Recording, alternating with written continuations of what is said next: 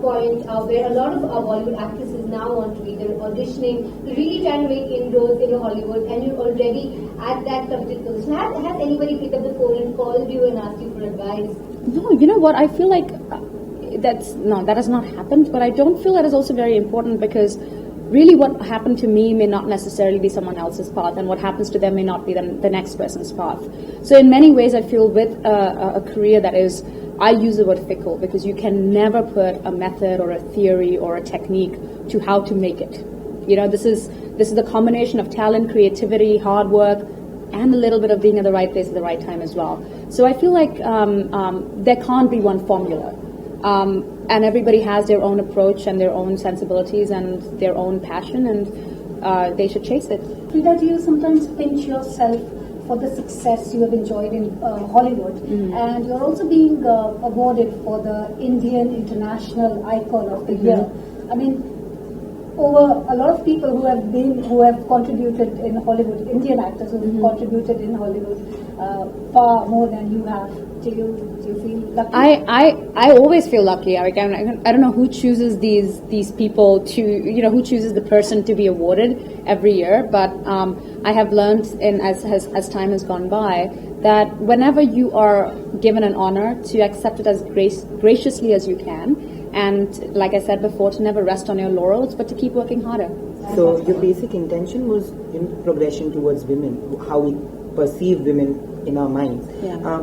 But do you see a change in Bollywood coming up as well? Because, in films also, there's been so much more respect given to women today. There's better roles being written for Absolutely. them. There's more, the pay disparity is getting, a little more even than what it was. Do you see that coming? See, I don't work in Bollywood actively, so whatever I hear is from you guys and from my colleagues. But from what I see as a spectator and as an audience member, I definitely feel there is a resurgence of the strong female character that did exist actually in Indian cinema for quite some time. There are some iconic female characters, and I'm not talking about going as far as just Mother India. That's everybody's favorite example. But our own Smita Patil and Shabana Azmi, they've all done very, very strong female roles.